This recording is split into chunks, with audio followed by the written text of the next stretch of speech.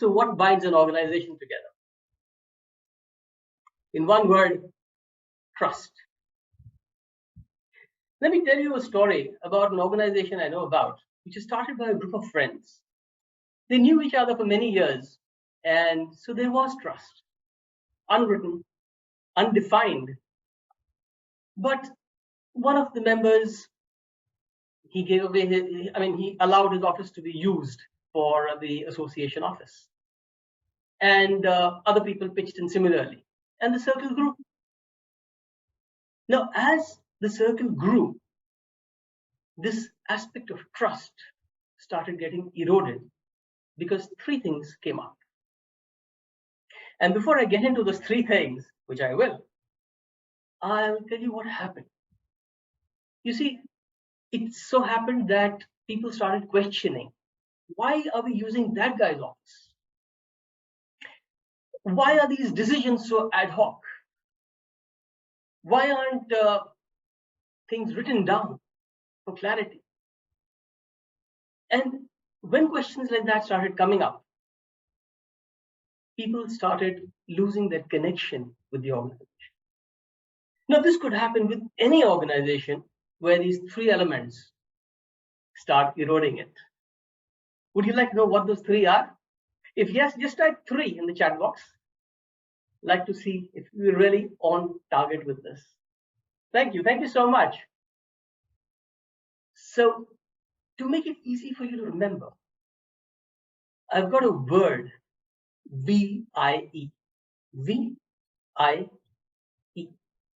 Why. And why is a very significant word by itself. Because why means it refers to a healthy competition. Kids vie for the trust of their parents. And similarly, organizations must vie for the trust of every stakeholder. So the V here is vulnerability. Now, vulnerability is more than just openness. It's about the ability for the organization and especially for the leaders to be transparently acknowledging what their limitations are. Now, in the case of the organization I was referring to, these guys were professionals.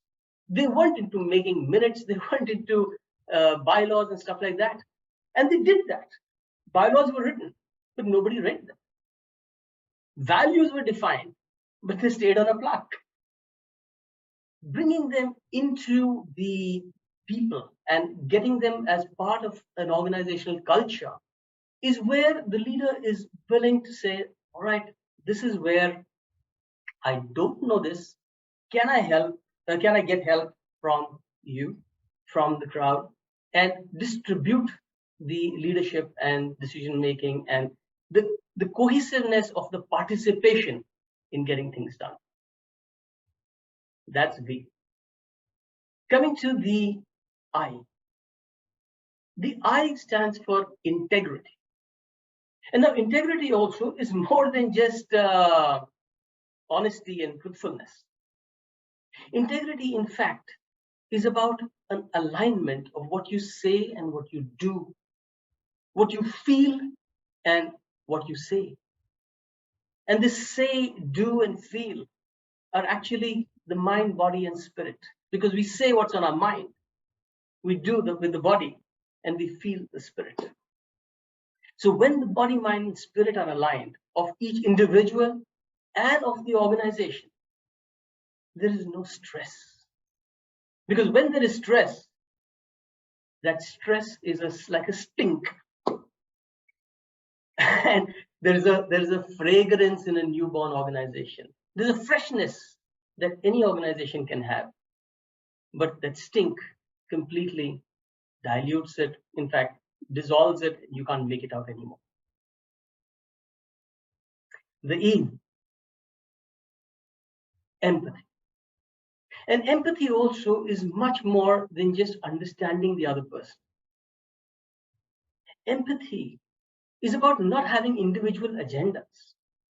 Because in the organization I'm talking about, there came a point where there was a leadership insecurity, and it was felt that I own a certain turf and I must get certain things done, uh, regardless of how they pan out for a larger interest.